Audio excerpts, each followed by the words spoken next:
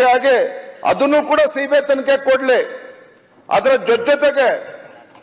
ಜೊತೆಗೆ ಏನು ಪಾಪ ಮುಖ್ಯಮಂತ್ರಿಗಳು ನಾನು ನಿನ್ನೆ ನನ್ನ ಬಗ್ಗೆ ಏನು ಹೇಳಿಕೆ ಕೊಟ್ಟಿದ್ದಾರೆ, ಅವ್ರ ಬಗ್ಗೆ ನನಗೆ ಆಕ್ರೋಶ ಇಲ್ಲ, ಕೋಪ ಇಲ್ಲ. ಇವತ್ತೇನು ಮುಖ್ಯಮಂತ್ರಿಗಳು ಸಹ ನನ್ನ ಮೇಲೆ ಆರೋಪವನ್ನು ಹೊರಿಸಿದ್ದಾರೆ, ಅದ್ರ ಬಗ್ಗೆ ನನಗೆ ಆಕ್ರೋಶ ಇಲ್ಲ. ಅದರ ಬದಲಾಗಿ ಮುಖ್ಯಮಂತ್ರಿಗಳ ಬಗ್ಗೆ ನನಗೆ ಅನುಕಂಪ ಬರ್ತಾ ಇದೆ. ಹಗರಣಗಳ ಸರಮಾಲೆಯಲ್ಲಿ ಸಿಲುಕಿ ಹಾಕಿಕೊಂಡಿರ್ತಕ್ಕಂಥ ಮುಖ್ಯಮಂತ್ರಿಗಳು ತಮ್ಮ ಕುಟುಂಬವತ್ತು ಮೂಢ ಹಗರಣದಲ್ಲಿ ಒಂದ್ ನಿಮಿಷ ಮಾನ್ಯ, ನಾನು ಈಡಾಗಿಲ್ಲ ಮನೆ ಸಭಾಧ್ಯಕ್ಷೀಯ ಭಾಷಣ ಬೇರೆ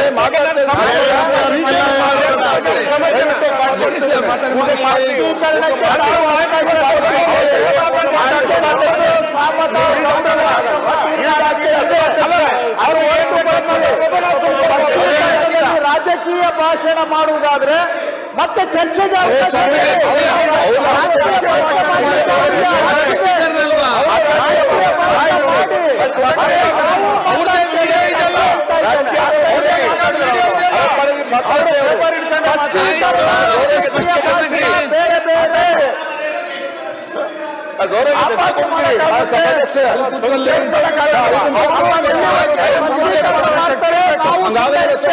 ಆರೋಪ ಮಾಡಿದ್ದಾರೆ.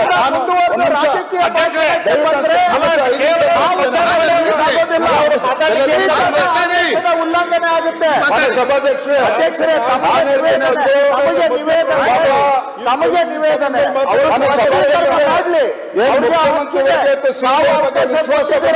ಸರ್ಕಾರ ರಾಜಕೀಯ ಭಾಷಣ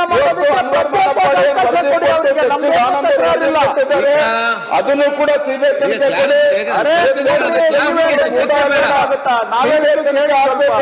ರಾಜ್ಯದ ಉಚ್ಚ ನ್ಯಾಯಾಲಯದಲ್ಲಿ ಚರ್ಚೆ ನಡೀತಾ ಇದೆ. ಅವನ್ನು ಸರಿ ಇವತ್ತು ಸಿದ್ದರಾಮಯ್ಯ ಅದಕ್ಕೆ ಸಿಬಿಐ ತನಿಖೆ ಕೊಡ್ಲಿ. ಸದಾ ಮುಖ್ಯಮಂತ್ರಿಗಳು ಅವರಿಗೆ ಪರಮಾಧಿಕಾರ ಇದೆ.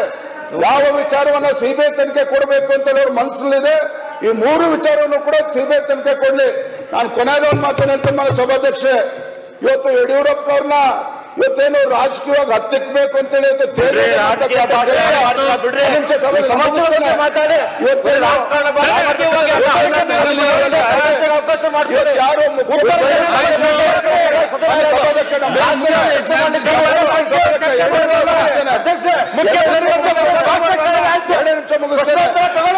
ಸಭಾಧ್ಯಕ್ಷರೇ, ಏನು ಮುಖ್ಯಮಂತ್ರಿಗಳ ವಿರುದ್ಧ ಯಾರು ಆರೋಪ ಮಾಡಿದ್ದಾರೆ, ಸ್ನೇಹಮಣಿ ಕೃಷ್ಣ ಅವ್ರ ವಿರುದ್ಧ ಒಂದು ಸರ್ಕಾರ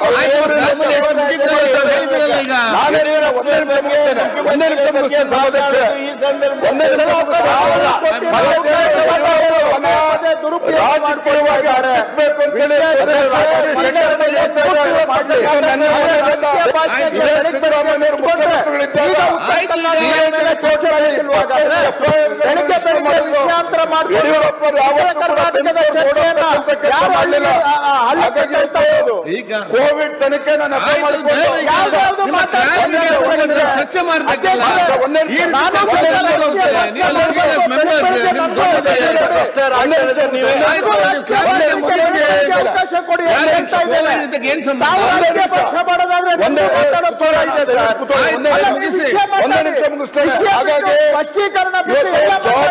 ಚರ್ಚೆ ಸಚಿವರು ಆರೋಪ ಮಾಡಿದಾಗ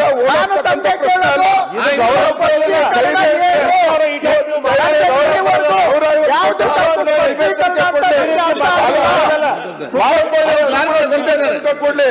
ಮೂಢ ವಿಚಾರವನ್ನು ಕೂಡ ಸಿಬಿಐ ಮಾಡಲಿ. ಆರೋಪ ಮಾಡಿ ಇಟ್ಟಂಡ್ರೆ ಮಾಡ್ತಕ್ಕಂಥ ಕೆಲಸ ಮಾಡಕ್ಕಲ್ಲ ಸದನ ಏನ್ ಮಾಡ್ತಾ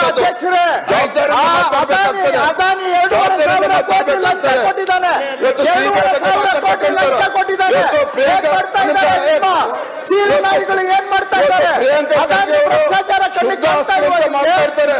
ಮಾತಾಡ್ತಾರೆ. ವಾಪಸ್ ಇವತ್ತು ನಮ್ಮ